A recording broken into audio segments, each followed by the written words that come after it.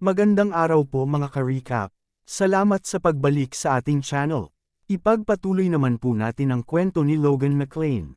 Pagkatapos nga na dumating ni Logan sa digmaan ay agad nitong nabago ang daloy ng labanan. Nailigtas niya si Ronyan at ngayon naman ay ang kanyang amang si Patrick. Nagulat at namangha si Patrick sa nakikita kay Logan. Sa isip niya ay nakita niyang paparating si Logan kasama ang mga mersenaryo galing sa likuran ng mga kalaban at sigurado siyang malayo ito sa kinakatayuan nila. Paano daw itong nagawa ni Logan na makarating dito ng ganoon kabilis? Lumingon si Patrick at nakita na ang lahat na dinaanan ni Logan ay bagsak. Pinabagsak silang lahat ni Logan. Gustong tanungin ni Patrick si Logan kung paano ito naging malakas pero hindi daw ito ang mahalaga ngayon. Alam niyang nasa kanila na ang kalamangan sa digmaang ito ngayong nandito na si Logan. Kumpiyansa ding sinabi ni Logan na mananalo sila sa labanang ito. Hinawakan ni Patrick ang balikat ni Logan at buong pusong sinabi sa anak na magaling ang ginawa niya. Nasa harap pa rin nila ang isang high-rank na kabalyero. Hindi siya makapaniwala na napa-atras siya ng isang 20 taong batang galing sa sulok ng bundok. Pero hindi na daw ito mahalaga. Dahil tatapusin niya ang mag-amang ito gamit ang kanyang espada. Tinawag niya ang kasamahang napabagsak ni Logan pero tila hirap ito makabangon. Sa isip ni Patrick ay alam niya na malapit na sa high rank ang lakas ni Logan base sa atakeng pinakawalan niya.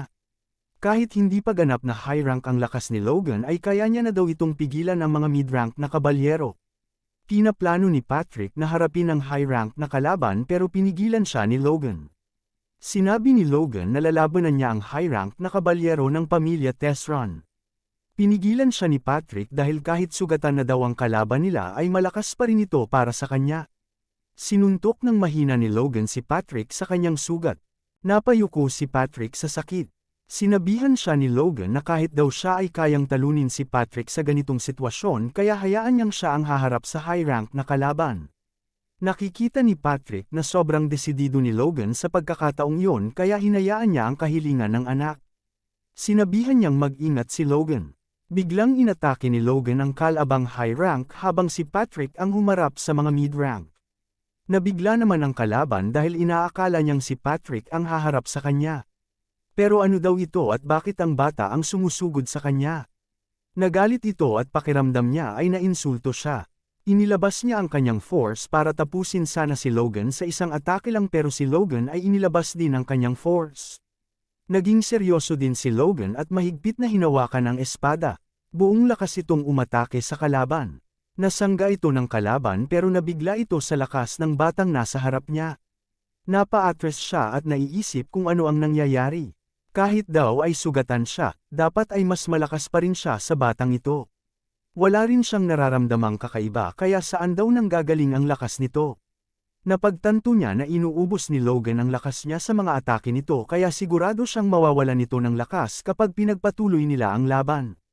Gagamitin niya itong kalamangan para tapusin ang batang nasa harap niya. Bigla siyang umatake kay Logan ng sobrang bilis.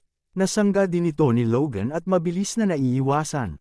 Habang nasa gitna ng matinding bakbakan ay naramdaman na ng kabalyero ang mga sugat na dulot ng laban niya kay Patrick. Ginamit din itong pagkakataon ni Logan na umatake kaya nataman niya ang kalaban. Napa-atras ang kalaban at napaisip. Walang opening sa mga depensa ni Logan. Iisa na lang ang paraang naiisip niya. Biglang napansin ni Logan na nawawala ang force na bumabalot sa espada niya. Ito pala ay hinihigop ng espada ng kalaban niya. Napangiti ang kalaban dahil nahulog sa patibong niya si Logan. Hinayla niya ang force na hinihigop at tila ay bahagyang natangay din si Logan. Nakakita ng pagkakataon ng kalaban at bigla niyang inatake si Logan ng sobrang bilis. Pero nagulat siya at hindi inaasahan ang nangyari. Ang kapapala ng armor ni Logan ang inatake niya at siya pala ang nahulog sa bitag ni Logan. Napansin niyang bumagal ang mga galaw niya. Pagtalikod niya ay kanyang nakita si Logan. Naghahanda para pakawalan ng isang malakas na atake. Sa isip ng kalaban ay kailangan niyang tumakas. Pero huli na ang lahat. Pinakawalan ni Logan ng isang malakas na atake. Ang Divine Sword Secret, First Form, Slash ang Wave. Isang maliwanag na force ang umilo sa gitna ng laban. Napatigil ang lahat sa kamanghamanghang liwanag na iyon. Napahinga ng malalim si Logan at biglang sumigaw, na siya, si Logan McClane, ay natalo ang general ng mga kalaban. Hindi pa makapaniwala ang mga sundalo ng Tesron sa narinig pero hindi na nila makita si Viscount Tesron. Tumakas na pala ito, nagpasya na ding sumuko ang mga sundalo ng Tesron para mailigtas ang kanilang buhay. Isinigaw naman ni Rick ang pangalan ni Logan at sinabing mabuhay ito. Mabuhay si Logan McClane. Sabay-sabay din na isinigaw ito ng mga sundalo ng McClane. Si Tesron naman ay mabilis na tumatakbo pabalik sa kanyang mansyon. Hindi siya makapaniwala na pinaghandaan niya ng 3 taon ang digmaang ito para lamang mapahiya. Sa isip niya ay kung hindi dahil sa unang anak ni Patrick at sa kanyang mga mersenaryo ay mananalo sana siya. Kasalanan daw lahat ito ni Logan. Dumating si Tesron sa kanyang mansyon at dali-daling pinabuksan ang gate. Habang papasok sa mansyon niya ay napansin naman ng isang sundalo na may hukbong nakasunod sa kanya. Ito ay ang kabalyerya ni Logan McClane. Pinagpawisan sa takot si Tesron nang makita niya ito. Bumaba sa kabayo si Logan at kinausap si Tesron. Masyado daw itong mabilis tumakas pagkatapos magdeklara ng giyera. Sumigaw si Logan sa harap ng palasyo. Inanunsyo niya na natalo na si Tesron. Kahit ang mga sundalo ay nalito sa sinabi ni Logan at nakaramdam na din sila ng pangamba. Sinigawan sila ng isang sundalo at sinabi na huwag makinig sa kalaban. Hindi daw kayang pasukin ni Logan ang palasyo nila. Biglang nagseryoso si Logan at unti-unting inilabas ang kanyang force. Hindi maintindihan ng mga bantay kung ano ang ginagawa ni Logan pero biglang nawala ito sa kanilang harapan. Pagtingin nila sa taas ay nakita nila ang batang McClane na umakyat ng pader. Nahuli ni Logan ang isa sa komandante ng mga bantay at iniutos na buksan ang gate. Sa loob naman ng mansyon ay nagmamadaling hinahanda ni Tesron ang kanyang mga kayamanan para sa kanyang pagtakas. Pero laking gulat niya nang may tumawag sa kanya. Hindi siya makapaniwala na napasok ni Logan ang kanyang mansyon. Isa sa mga dahilan ay bumaligtad sa kanya ang kanyang mga tauhan. Sinabi ni Logan na nagpapakita lang ito kung anong klaseng Viscount si Tesron. Kahit ang kanyang butler ay tinalikuran na din siya. Sobrang galit si Tesron dahil sa pag-traitor sa kanya. Pero wala siyang magawa at sinabing sisuko na siya. Babayaran niya lahat ng danyos na dulot ng digmaan. Huwag lang siyang papatayin at ang kanyang pamilya. Ito naman daw ay nakasaad sa batas ng digmaan nila. Natawa na lang si Logan dahil sa pagbanggit ni Tesron sa batas ng digmaan. Sila na nga ang unang hindi sumunod sa batas ng digmaan, ngayon ay siya pa ang may ganang banggitin ang mga batas na ito. Makikita sa mukha ni Logan ang sobrang galit. Maraming namatay sa kanilang county dahil lamang sa digmaang diniklara ni Tesron.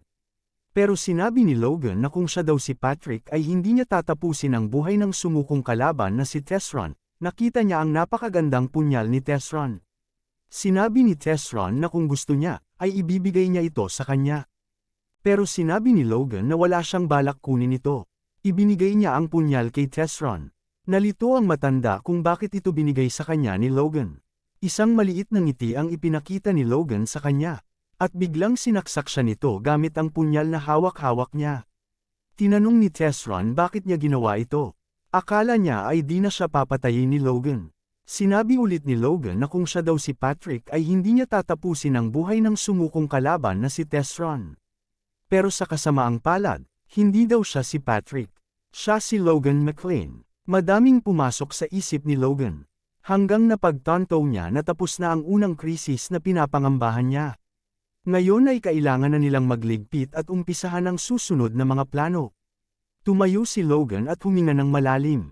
Sumigaw ito at sinabing namatay na si Viscount Tesron. Ikinalat niya na nagpakamatay si Tesron. Bigla namang dumating si Kai Solan at tinawag si Logan. Kailangan nilang tingnan ang kulungan sa ilalim ng mansyon. Ano kaya ang nakita ni Kai Solan sa kulungan ng mga Tesron? Pagkalipas ng ilang araw pagkatapos ng digmaan, nag-usap si Logan at Patrick. Sinabi ni Patrick na dali-dali daw siyang pumunta dito sa palasyo ng Tesron nang umayos na ang kanyang pakiramdam. Pero hindi siya makapaniwala na tinapos ni Hamas Tesron ang sariling buhay. Sinabi ni Logan na baka siguro hindi niya makayanan ang kahihiyan kaya nagawa ito. Pero biglang tinanong ni Patrick si Logan kung pinatay ba niya si Hamas Tesron. Hindi makasagot si Logan. Hanggang sa umamin si Logan na tinapos nga niya ang buhay ni Tesron, sinabi ni Logan na kailangan nilang gawin ito para wala nang mag-ugat ng rebelyon at paghihiganti. Isa pa kailangan din nilang mabawi ang teritoryo ng Tesron na karapat-dapat na para sa kanila. Sinabi ni Patrick na malaki na nga si Logan at marunong nang magdesisyon. At anuman daw ang sabihin ng ibang tao sa kanya, alam niya na si Logan ang may pinakamalaking ambag sa nangyaring digmaan. Nagpasalamat si Patrick kay Logan sa mahinang boses pero narinig pa rin ito ni Logan, napangiti na lang si Logan, may mahalagang sasabihin si Patrick kay Logan. Sinabi niya sa kanyang anak na ihaharap niya ito bilang opisyal na tagapagmana ng pamilya McClane. Pero sa hindi inaasahang sandali, simpleng sinagot ni Logan ang kanyang ama, hindi niya tatanggapin ang posisyon. Ano kaya ang dahilan ni Logan bakit hindi niya tatanggapin ang pagiging leader ng mga McClane? Alamin po natin ito sa susunod na mga kabanata. Maraming salamat po mga ka-recap sa panunood at sana ay nagustuhan po ninyo. Please like our videos po and subscribe to our channel. See you soon. Bye!